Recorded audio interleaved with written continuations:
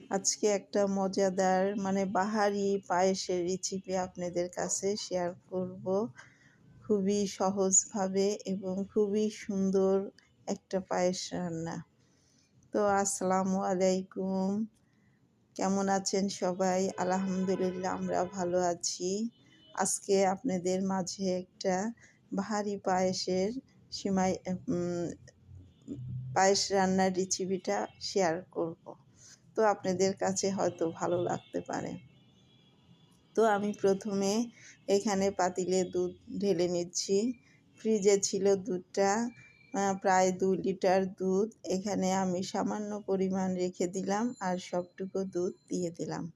দিয়ে দুধটাকে আগে জাল দিয়ে নিব। জাল দিয়ে নিব এই কারণে যে দুধটা ভালো আছে কিনা। তো এখানেই তো দুধটা সুন্দর করে জাল দিয়ে নিলাম। নিয়ে আমি হাতের 2 মুঠো পোলাওর চাউল ধুয়ে রেখেছিলাম, সেটা দিয়ে দিলাম। সুন্দর করে চাউলটা ধুয়ে নিয়েছি এবং এটা দিয়ে দিলাম। দিয়ে এখন জাল দিব আস্তে আস্তে। চুলার জালটা খুবই লো হিটে রাখবো। অনেকক্ষণ ধরে এটা সিদ্ধ করব চাউলটা। তো এখানে আমি কিছুটা দারচিনি আর তেজপাতা আর এলাচ 2টা ফল দিয়ে দিলাম। তো এটা সুন্দর একটা ঘ্রাণ আসবে। তো এইখানেই তো নাড়তে নাড়তে আমার বেশ চাউলটা সিদ্ধ হওয়ার পথে, পোলাওর চাউলটা। তো এখানে বেশ সুন্দর রান্না হচ্ছে এবং শীতের দিনে এই পায়েস রান্নাটা খুবই একটা মজাদার খাবার। আর শীত আসলে তো এই খাবারটা সবারই একটা চাহিদা থাকে এবং খেতেও ভালো লাগে। তো এই তো এখানে রান্না করছি। তো এখানে দেখলাম কেমন হয়েছে, চাউলটা সিদ্ধ হয়ে গেছে। তো এখন আমি চিনিটা দিয়ে দেব পরিমাণ মতো। যে যেরকম মিষ্টি খায় সে সেরকম চিনিটা দিয়ে দিবেন। তো পায়েসে বিশেষ করে আমরা একটু কম মিষ্টি খাই, তো এখানে কম চিনিটা একটু দিয়ে দিলাম। তো এখানে একটু নাড়াচাড়া করব সুন্দর করে। চিনি দেওয়ার পরে একটু ঘন ঘনই নাড়তে হয় যাতে নিচে না ধরে যায়। তো আমি কিছুটা কিশমিশ দিয়ে দিলাম।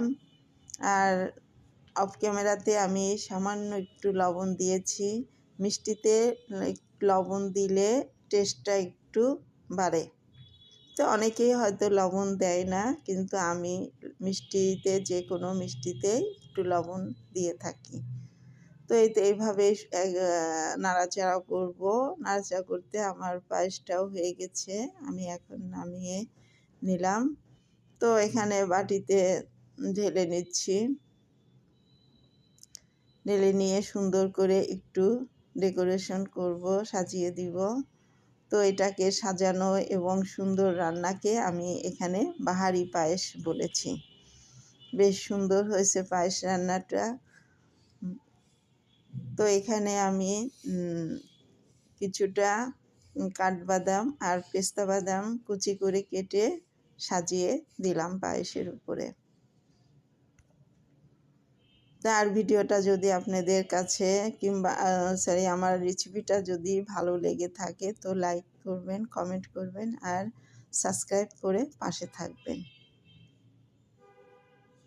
তো সুন্দর করে এখানে সাজিয়ে নিলাম। তো আমার হয়ে গেল বাহারি পায়েস। আসসালামু আলাইকুম, আল্লাহ হাফেজ।